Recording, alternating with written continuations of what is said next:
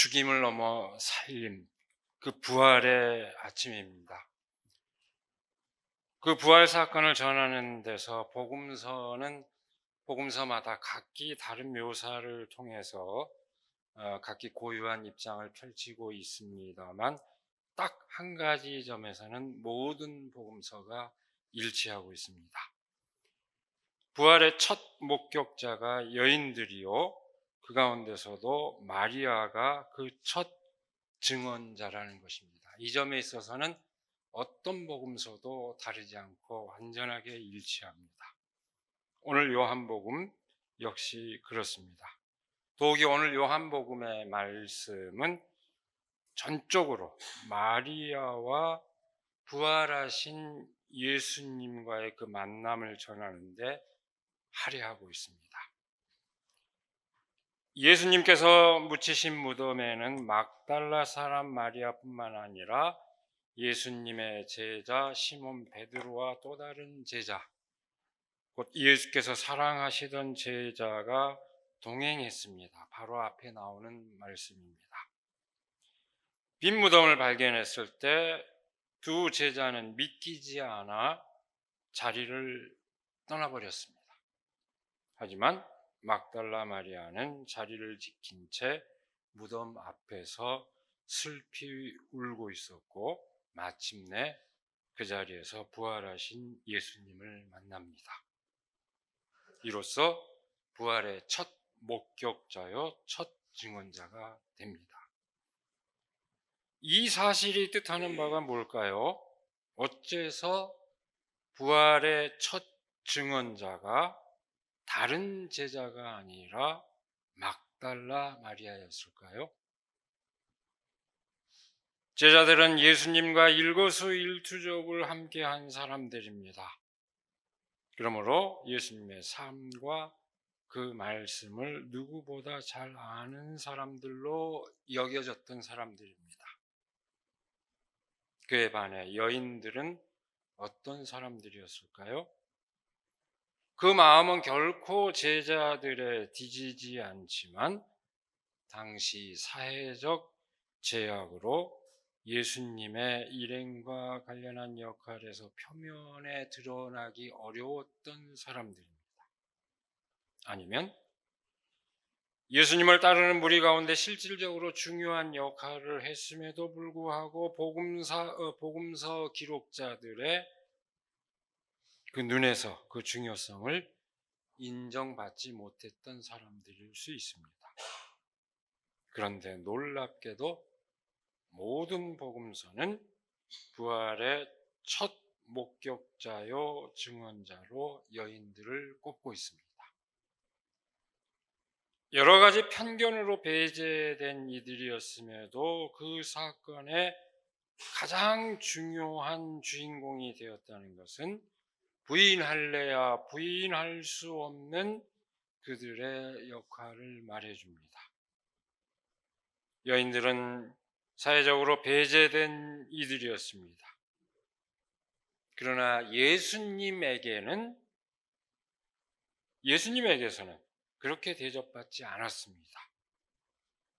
예수님에게 그 여인들은 그저 시중을 드는 존재로서가 아니라 말씀을 배우고 따를 만한 자격을 지닌 이들로 받아들여졌습니다. 다른 남성 제자들과 똑같은 반열에 있었습니다.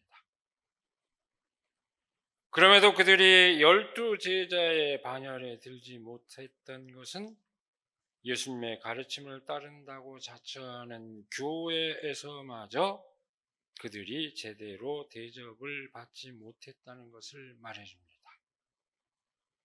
그런데 복음서는 부활을 전하는 장면에서 바로 그 가장 결정적인 그 사건에서 비로소 그들의 존재를 인정하고 있습니다. 이 진실은 부활 사건이 현실에 존재하는 삶의 질서 안에서 그 존재를 인정받지 못하는 사람들에게 더욱 각별한 의미를 지닌 사건이라는 것을 말해줍니다. 침묵과 죽음을 강요당하는 이들이 그 침묵에서 벗어나 자신의 목소리를 드러내고 삶을 온전히 누리는 사건이 바로 부활 사건입니다. 그 삶을 가장 절박하게 희망했던 이들이 부활의 첫 목격자이자 증언자가 될 수 있었다는 이야기의 진실입니다. 요한복음의 오늘 본문 말씀은 다른 복음서들이 전한 것과는 다른 아주 특이한 사실을, 특이한 이야기를 전하고 있습니다. 막달라 마리아와 부활하신 예수님께서 만나는 장면을 훨씬 다른 복음서보다 상세하게 전하고 있다는 점에서 우선 구별이 됩니다. 그리고 그 이야기도 아주 생생합니다. 마리아 역시 처음부터 예수님을 알아보지는 못했습니다. 예수님을 그리워하는 마음이 간절했지만 설마 다시 살아난 예수님을 다시 볼 수 있으리라 생각하지 못하였기 때문입니다. 자신 앞에 나타난 사람을 그저 동산지기인 것으로만 알았습니다. 그런데 한순간에 그가 바로 예수님이라는 것을 알아차립니다. 마리아야, 바로 이렇게 부르는 대목에서입니다. 사랑이 가득한 친숙한 음성을 듣는 순간입니다. 선생님, 마리아는 곧바로 외칩니다. 얼마나 반가웠을까요? 마리아는 예수님께 다가가서 확인하고 싶었을 것입니다. 그 상황은 예수님께서 마리아에게 곧바로 전하는 말씀으로 우리가 충분히 헤아려 볼 수 있습니다. 내게 손을 대지 말아라. 내가 아직 아버지께로 올라가지 않았다. 이제 내 형제들에게로 가서 이르기를 내가 나의 아버지 곧 너희의 아버지 너희의 하나님 곧 너희 하나님께로 올라간다 말하여라. 그 말을 듣고 마리아는 제자들에게 달려가서 자기가 예수님을 만났다는 것을 전한 것으로 오늘 본문 말씀은 기록하고 있습니다. 바로 이 이야기가 다른 복음서가 전하고 있는 것과는 아주 특이한 점입니다. 내게 손을 대지 말아라. 내가 아직 아버지께로 올라가지 않았다. 이게 도대체 무슨 말일까요? 2000년 기독교 역사에서 아직까지도 난감해하는 말씀 가운데 하나입니다. 아주 이해하기 곤란한 이 말씀 가운데 요한복음이 말하고자 하는 부활의 비밀, 부활의 진실이 담겨 있습니다. 언뜻 생각하기에 이 말씀은 예수님께서 장차 승천할 것을 예고한 것으로 생각하기 쉽습니다. 누가복음 24장 51절이 전하고 있고 같은 저자의 그 사도행전이 1장 9절에서 전하고 있듯이 그 사실을, 예수님께서 승천한 사실을 연상하기 쉽습니다. 하지만 그것과 이 말씀을 연결할 것 같으면 아기가 잘 안 맞습니다. 이 말씀은, 오늘 이 본문의 이 말씀은 당신의 몸에 손을 대는 것을 금하고 있기는 하지만 아직 그러지 말라는 것입니다. 그러니까 아버지를 만난 다음에 비로소 허락할 수 있다, 그런 뜻입니다. 그런데 여러분 상상해 보십시오. 승천하고 난 다음에는 예수님의 모습을 다시 볼 수 없게 됩니다. 그러니 승천해서 하나님을 만난다면 다시 만져볼 기회도 없는 겁니다. 그러니까 아기가 안 맞는다는 얘기입니다. 그 다음에 요한복음을 보면은 예수님께서는 제자들에게 나타나셨을 때 도마에게 당신의 몸을 만지는 것을 허락하셨습니다. 그렇다면 예수님께서 마리아를 만나고 도마를 만난 그 사이에 중대한 무슨 일이 있었던 것으로 볼 수밖에 없습니다. 그 사이에 의미심장한 이야기가 나옵니다. 제자들을 만나는 장면입니다. 예수님께서 다시 그들에게 말씀하셨다. 너희에게 평화가 있기를 빈다.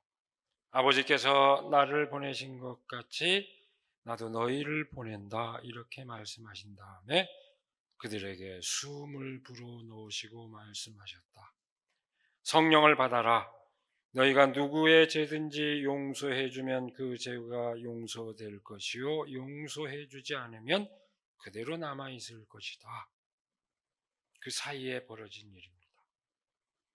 제자들에게 평화의 인사를 전하며 성령의 인도를 따를 것을 권하는 장면입니다. 그 다음에야 비로소 당신의 몸을 만질 것을 허락하였고 도마가 비로소 예수님의 몸을 만집니다. 이 이야기로 미루어 볼 때 예수님께서 하나님을 만난다는 것은 성령 체험과 깊은 관련을 맺고 있다는 것을 알 수 있습니다. 그러면 대번에 우리는 반문할 수 있습니다. 예수님께 무슨 특별한 성령 체험이 필요하겠느냐, 했겠느냐 반문할 수도 있습니다. 요한복음은 이미 세례 요한의 입을 통해서 성령께서 예수님께 임재했다는 것을 증언하고 있을 뿐만 아니라 오늘 우리는 삼위일체로서 성부, 성자, 성령 이 삼위일체로서 예수님을 이해하고 있기 때문에 이런 반문을 해볼 수도 있습니다. 뭘 다른 체험이 또 필요하겠느냐 이렇게 반문할 수 있지만 이 이야기는 오늘날 우리가 알고 있는 삼위일체론이 정립되기 이전의 이야기입니다. 그리고 특별히 그 점을 유의하고 특별히 성경이 성령을 말할 때 강조하고 있는 어떤 진실이 있다는 것을 우리는 특별히 유의해야 합니다. 아주 줄여 얘기하자면 성령은 성경에서 특별히 성령이 임재하실 때 그 현상 성령은 언제나 주어진 조건을 넘어서 초월하게 하는 능력을 말합니다. 그리고 그 역사의 결과는 언제나 사람들과의 화해요, 사람들 사이의 평화입니다. 성령이 등장하는 문맥은 한결같습니다. 예수님께서 하나님을 만나기 전까지는 아직 당신의 몸을 만지지 말라고 한 것은 부활 이전의 예수님의 몸과 부활 이후 예수님의 몸이 다르다는 것을 암시합니다. 또한 그 질적 차이를 아는 이라야 비로소 부활한 당신 몸의 실체를 만지고 느낄 수 있다는 것을 말합니다. 부활은 친숙한 옛 관계들과 조건들에로의 복귀가 아닙니다. 옛날 몸 그대로 되돌아가는 것이 아닙니다. 하나님으로부터 그리고 하나님과 함께하는 전적으로 새로운 차원의 삶의 계시이고 일관되는 관철되는 그 삶을 뜻합니다. 그걸 아느냐? 그 진실 아느냐? 그러면 만져라. 그 진실을 모른다면 내 몸을 만져도 부활한 몸을 만지는 것이 아니다. 예수님께서 말씀하신 것은 그런 의중으로 말씀하신 것입니다. 많은 성경 번역가 우리 그리스도교의 전통이 도마를 의심 많은 제자로 그렇게 간주하고 있지만 기회 있을 때마다 얘기했습니다만 도마야말로 그 부활의 의미를 가장 확실하게 깨달은 제자일 수 있습니다. 더 긴 얘기는 안 하겠습니다. 여러분 이해가 됩니까? 이 진실을 사람들에게 이해시키는데 사도들은 정말 애를 많이 먹었습니다. 저도 애를 먹고 있습니다. 이방 사람들에게 설파하는 데서도 애를 먹었을 뿐만 아니라 그리스도인들이라고 자처하는 사람들에게 설파할 때도 애를 먹었습니다. 사도 바울이 곳곳에서 부활에 관해서 증거하고 있는 것을 볼 수 있는데 그것은 그야말로 부활의 진실을 이해시키기 위해서 진땀을 흘리고 있는 모습입니다. 저는 사도 바울이 부활에 관해서 얘기하고 있을 때 무슨 현란한 언어가 아니라 사도 바울이 정말 진땀을 빼고 있다 하고 느낍니다. 그 한 대목을 제가 그대로 한번 읽어드릴까요? 고린도전서 15장 35절에서 44절 비교적 긴 말씀입니다만 그대로 읽어보겠습니다. 그러나 죽은 사람이 어떻게 살아나며 어떤 몸으로 옵니까? 하고 묻는 사람이 있을 것입니다. 어리석은 사람이여 그대가 뿌리는 씨는 죽지 않고서는 살아나지 못합니다. 그리고 뿌리는 것은 장차 생겨날 몸 그 자체를 뿌리는 것이 아닙니다. 밀이든지 그 밖에 어떤 곡식이든지 다만 씨앗을 뿌리는 것입니다. 그러나 하나님께서는 뜻하신 대로 그 씨앗에 몸을 주시고 그 하나하나의 씨앗에 각기 고유한 몸을 주십니다. 모든 살이 똑같은 살은 아닙니다. 사람의 살도 있고 짐승의 살도 있고 새의 살도 있고 물고기의 살도 있습니다. 하늘에 속한 몸도 있고 땅에 속한 몸도 있습니다. 하늘에 속한 몸들의 영광과 땅에 속한 몸들의 영광이 저마다 다릅니다. 해의 영광이 다르고 달의 영광이 다르고 별들의 영광이 다릅니다. 별마다 영광이 다릅니다.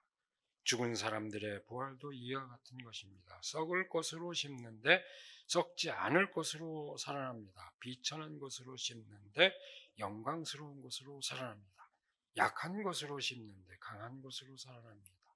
자연의 몸으로 심는데 신령한 몸으로 살아납니다. 자연의 몸이 있으면 신령한 몸도 있습니다. 이 말씀의 참뜻을 이해하면 부활의 참뜻을 이해할 수 있습니다. 그래도 여전히 의문이 들지 모릅니다. 그래서 역사적 사건이라든지 아니면 정신적 차원의 어떤 사건이라고 하면 오히려 이해될 수 있는데 성경 말씀은 또 그런 거 아니지 않느냐 하는 의문입니다. 성경 말씀을 이렇게 얘기하면서도 일관되게 또 몸의 부활을 강조하고 그걸 또한 만져볼 수 있다고 얘기하고 있습니다. 그 점에서 그런 의문이 들 수 있습니다. 여기는 분명한 의도가 있습니다. 초기 그리스도교는 영지주의와 끊임없이 분투했습니다. 육체적, 물질적 삶을 부정하고 영적 차원의 구원만을 역설한 사상입니다. 바로 여기에 대해서 분투하는 가운데 형성된 것이 우리 그리스도교 신앙입니다. 몸을 강조하고 만져볼 수 있다고 하는 것은 육체적이고 물질적인 삶의 차원에서 인식될 수 있고 경험할 수 있는 그런 사건이라는 것을 의미합니다. 그것을 강조하는 의미를 지니고 있습니다. 부활 사건이 무슨 헛개비 같은 환상이 아니라 육체적이고 물질적인 우리의 삶 자체가 거룩해지고 영광스럽게 되는 것을 그런 사건이라는 것을 말하는 것입니다. 경험하고 인식할 수 있으되 이전과는 전혀 다르게 인식하고 경험하는 것을 뜻합니다. 그것이 부활의 의미입니다. 여러분 생각해 보십시오. 아름다운 지금 봄을 맞았습니다. 봄은 봄인데 2025년 봄은 전혀 다르게 느껴집니다. 여러분 어떻습니까? 그 까닭이 무엇일까요? 혼돈과 죽음의 공포를 넘어서 맞이하는 봄이기 때문입니다. 저는 이 봄이 얼마나 소중한지 모르겠어요. 바로 우리 역사에서 겪은 부활 사건의 체험입니다. 사도들이 심혈을 기울여 부활의 의미를 설파했던 것보다 저는 이 시간에 더 길게 그 의미를 깊이 새기고 싶지만 오늘은 자제하겠습니다. 다만 끊임없이 그 의미를 여러분 스스로 새겨보시기 바랍니다. 그것은 우리가 천안살림교회, 왜 우리가 그 이름을 채택했는지, 그러면서 늘 그 의미를 새기고 있는 것인지 생각하는 것과 통합니다. 왜 죽임을 넘어 살림의 의미를 새기고 있는지 그 뜻을 깊이 헤아리기 바랍니다. 우리는 교회 이름에 딱 그 의미를 박아놨습니다. 그것은 죽음을 강요하는 죽임의 힘을 떨쳐내고 모두 삶을 온전하게 누리도록 하는 살림의 대열에 동참하고자 하는 뜻을 지닙니다. 부활을 기뻐하는 오늘 우리는 제4기 장로 임직식을 갖습니다.